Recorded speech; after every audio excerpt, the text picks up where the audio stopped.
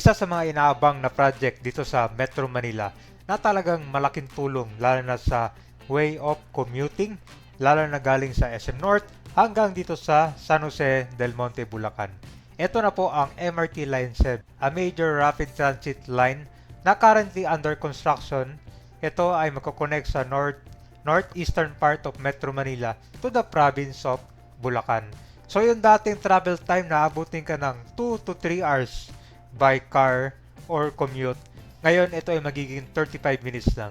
Ang maganda nitong MRT Line 7, mabilis na, matipid pa kaysa magdadala ka ng iyong private na vehicle. Ito ay merong 22.8 kilometers, 14 station. So dito naman tayo mag-focus sa area ng Fairview, kung saan itong station na to ay magkoconnect dito sa SM. Tapos papunta ng Quirino Highway all the way dun sa may depot area. Marami kasi nagtatanong kung masasama pa sa opening itong area ng Fairview hanggang sa San Jose del Monte, Bulacan. Dito, may kita nyo kung kaya ba. Nandito na tayo sa SM Fairview ngayon. Ang i-update natin ngayon dito sa MRT Line 7, itong naman, dulo. Simula tayo dito sa SM para may pakita ko sa inyo. Kasi dito, magkakaroon ito ng station malapit sa talaga SM Fairview.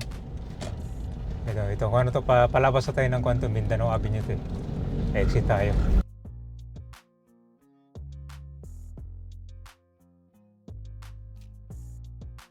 So dito yung station niya. Okay, walking distance lang. Ano mapapansin nyo kabayan, yung first station itong MRT Line 7 doon sa SM North, malapit din sa SM Trinoma. Tapos ito naman Mindanao Station, malapit din sa SM. Malaki na rin yung progress ng kanila. Hanggang kung tayo, daan tayo ng Quirino Highway naman. Ito, may nag-request kasi nito, gusto nila makita yung side ng SM para makita. Ito. Ito na yata yung station na. Yan, nakita mo itong ilalim, oh. Yan, ito na. Mukhang ito yata yung karugtong ng station, oh. Sa baba to. Tingnan nyo guys, oh. May kwan dyan, oh. Parang terminal at saka food court area dyan.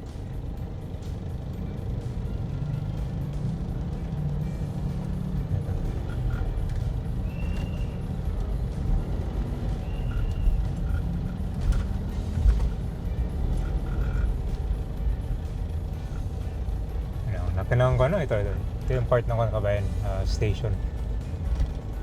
Ito kasi mag-U-turn tayo, pabalik tayo ng Mindanao para makapunta tayo ng Quirino.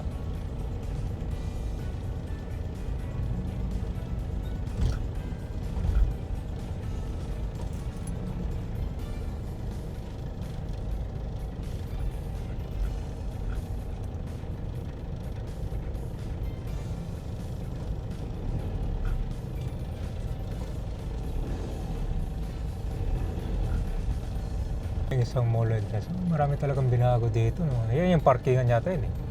Tapos kanan, drop-off area yan. Ito.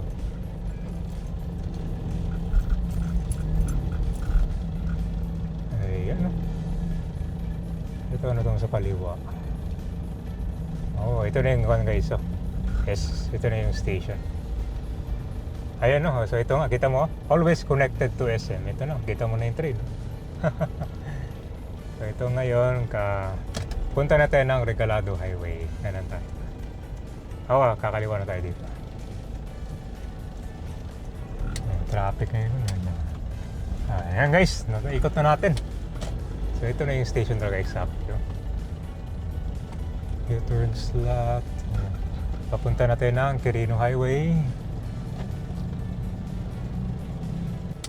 So ito na yung station. Yan, napakalaki. So yung kukonect niya sa kaliwa, yan, nakaready na rin pala. Always connected sa SM. Punta natin ng Quirino Highway. Ito kasi yung madalas tinatalong nila kung aabutin ba hanggang Bulacan or kahit dito sa Caloocan. No, yan po yung Canacabeno Station, no?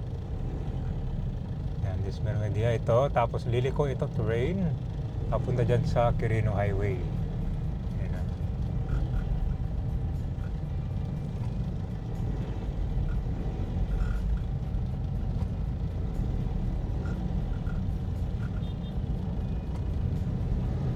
kasi yung traffic, no? Lalo na pagpupunta ka ng nito sa puntang Norzagaray na to eh. Dire-diretso. Dito talaga yung babaan ng mga jeep, mga bus, modern jeep. Kaya talaga traffic. Ito, sinakto talaga natin rush hour, alas 5 na ng hapon. Ito, sa harap naman ng kabayan itong kalsada, kung ano yung mga residential area. Ito na yung Quirino Highway. Yan. Ito na guys, so dito karugtong. So next station ito na yung Quirino Highway agad, no? Para makikita nyo, no, yung kasunod nito. Yan, yung formado na pala, oh. Itong Quirino Station, malapit siya sa mga talaga. Commercial area, ang dami dyan, oh. Babahan niya. Marami din pasahero dito. Dami din mga residential condo dito, oh. Tingnan mo, sa kaliwa, oh. Puro yung mga residential condo. Yung mga Manila bago pa. Ito siguro baba to, pag natapos or operational lang, lalagyan siguro ng center island yan dyan, no? Kasi ngayon, napapansin mo, may mga nag-U-turn dyan. Which is, kanyan, Abala. Parang dun sa EDSA, di ba? Yung ilalim ng MRT. Binakuran na rin siya. Ito yung next station, Quirino Station. Ang ganda. So dito, makikita nyo naman sa construction kung aabutin ba. Pwede na siguro kahit Fairview, no? Para SM to SM ang biyahe mo. Hindi na mahirapan. May Robinson din dito pagkababa mo. Ito yung next station, Quirino. Dami, no? Dami din mga gusali na wasak yan, no? Kaya matindi. So ito mga P258, P259, ito mga number ng poste. Ito guys, ito po yung Quirino Station. May idea na kayo. Dami mga establishment dito. Grabe din yung traffic dito. Talagang kalbaryo, no? Pero konting tiisa lang yan kasi yung mga nagko-commute dito, sasakay na lang tayo. Ang ganda nito, pag ang trabaho nyo dito tapos punta kayo ng SM North or kahit sa Baclaran, isang sakay na lang yan. Baba ka ng SM North tapos sakay ka ng LRT1, diretso Baclaran na, or kung sukat pa, di ba? Ang ganda ng mga train dito, no? Kalahin mo yung galing kang San Jose del Monte, Bulacan, makakarating ka ng sukat via train.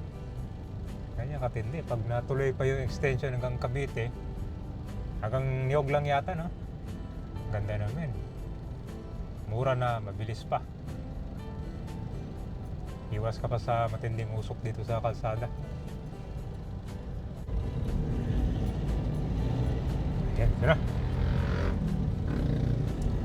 So, merong station dito sa Caloocan. Yan yung Sacred Heart tsaka kanyang Tala. Ito. Dito medyo maluwag na dito kumpara dun sa intersection ng Quirino Highway. Ito malaki na. Ano sa tingin niya kabayan? Iiwan lang itong nakabukas dyan or naka-open? Malaki din pag-open, no? Maka-U-turn na ganyan mo sa akin. Yan lang, abala din sa kabila yun. Ito. Pansin mo sa station dito, hindi siya straight. May mga kwan dito. Kaliko-liko. No? Ano kaya itong kwan dito? Nakabakanting poste. Realign ba yan? Comment down below kayo kabayan ito. Or station, yung ko station. Baka siguro nilipat. Pwede, tanggalin na lang yan kung hindi nagamit. Okay.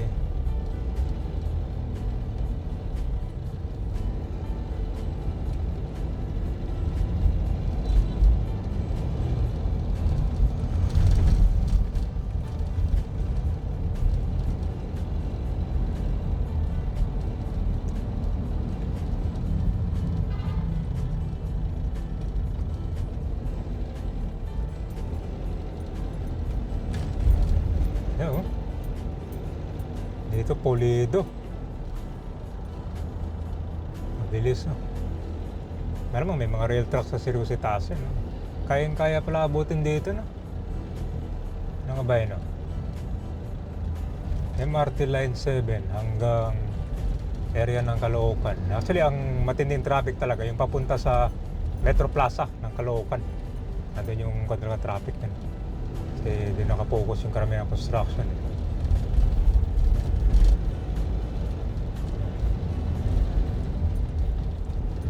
Wala, dito. Maluwag. Walang traffic. Ang traffic nito doon na talaga sa akin. Hindi na gumagawa ng mga poste na yun. Pa na lang to, siguro actually madalas na rin yung test run ng mga train na ginagawa dito sa mga train sets na galing Korea yan. Yung iba dyan nasa depot kasi mo dito lumiko yung daanan ng train, no? Yan siya, pumasok siya tapos labas ulit dito.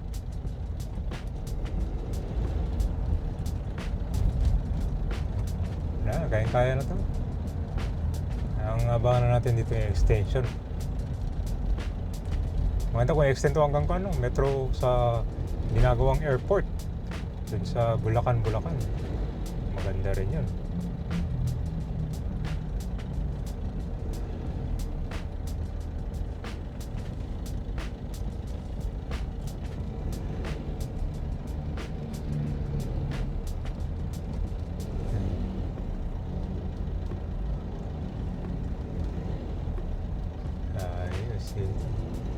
Kompleto.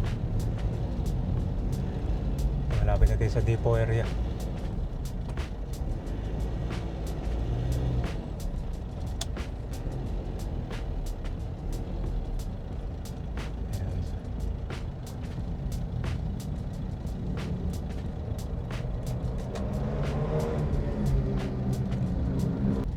Guys, so ito na yung depot.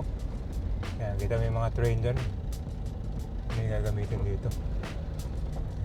Tapos ito naman nililiko na siya.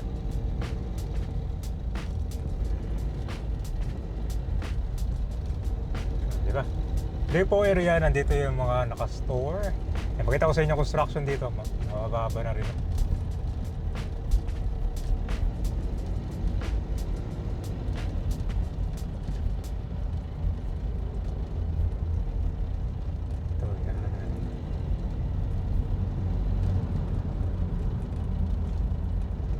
Guys, may mga building na rin pala construction dito.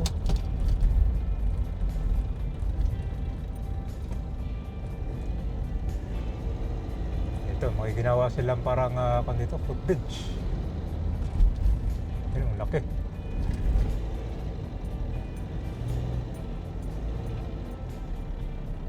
Ayan. Ayun ba, dire-diretso na yung construction dito, no? Oh. Yan yung tulay ginawa nila.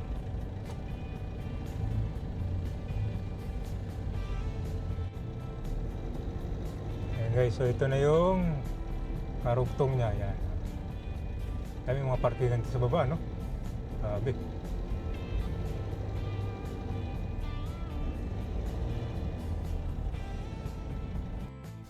Malaki na rin yung progress ng construction lalo na dito sa Quirino hanggang depot area. Kitang-kita mo na yung mga train na gagamitin sa MRT Line 7 ay halos nandito na sa depot area. Yung mga ibang train yan ay ginagamit na rin para sa test run. Meron kayong makikita mga train na nandun sa Fairview, nandun sa Commonwealth dahil patuloy at tuloy-tuloy na yung test run nila para sa nalalapit na nitong partial operation. Nakaya naman siguro hanggang SM North hanggang Fairview. Pero dito sa may area ng Caloocan, siguro kaya din yan kung mas mabilis. Pero dito sa area ng Quirino Highway hanggang San Jose del Monte, Bulacan, puspusan na kaya expect na matinding traffic lalo na pag pupunta kayo ng Caloocan.